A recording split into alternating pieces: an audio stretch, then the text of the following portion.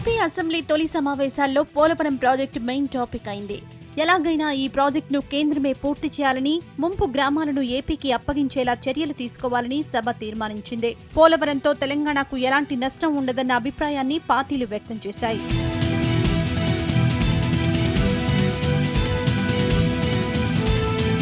ముంపు గ్రామాలు ఏపీకి కేటాయించొద్దంటూ తెలంగాణ శాసనసభ తీర్మానించింది. దాన్ని ఏపీ సీఎం చంద్రబాబు తప్పుపడుతూ పోలవరంతో తెలంగాణకు ఏ ఇబ్బంది ఉండదన్నారు. ప్రాజెక్టు పూర్తి చేయడానికి తమకు సహకరించాలన్నారు.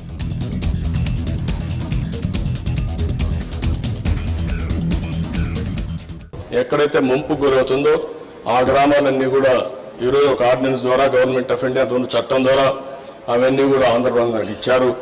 దీన్ని రాజకీయం చేయడం కరెక్ట్ కాదు. దీంట్లో తెలంగాణకు కూడా ఏమాత్రం ఇబ్బంది లేదు దిశ. ఎందుకంటే తెలంగాణ కూడా ఆ ప్రాంతానికి అన్ని విధాల ఇది అవుతుంది. ఒకవేళ మనకు కరెంట్ ఎక్కువ వస్తే ఆ కరెంటు కూడా తెలంగాణకి ఇచ్చే పరిస్థితి వస్తుంది. ఇలాంటివన్నీ ఆలోచించినప్పుడు ఇబ్బంది లేని ప్రాజెక్ట్ని లేనిపోని ఆక్షేపణ చేయడం మంచిది కాదు. అందుకని ఈ సభ ద్వారా ఆ ప్రభుత్వానికి కూడా విజ్ఞప్తి చేస్తున్నాం. కేంద్ర ప్రభుత్వం కూడా ఇమ్మీడియట్గా దీన్ని క్లియర్ చేయాల్సిన అవసరం ఉంది.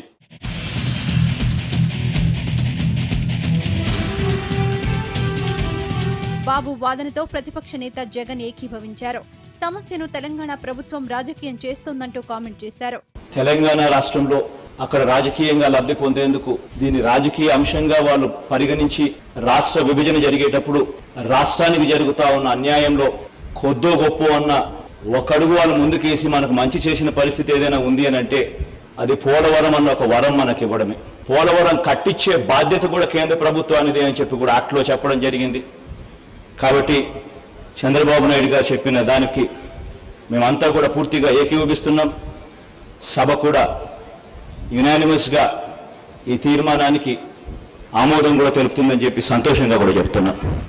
ముంపు గ్రామాలను ఏపీకి కట్టబెట్టొద్దంటూ తెలంగాణ ప్రభుత్వం వాదిస్తుంటే అదే అంశానికి సంబంధించి ఆర్డినెన్స్ ను సాధ్యమైనంత తొందరగా చట్టం చేయాలంటోంది ఏపీ సర్కార్. మొత్తానికి పోలవరం విషయం రెండు రాష్ట్రాల మధ్య రగడగా మారింది.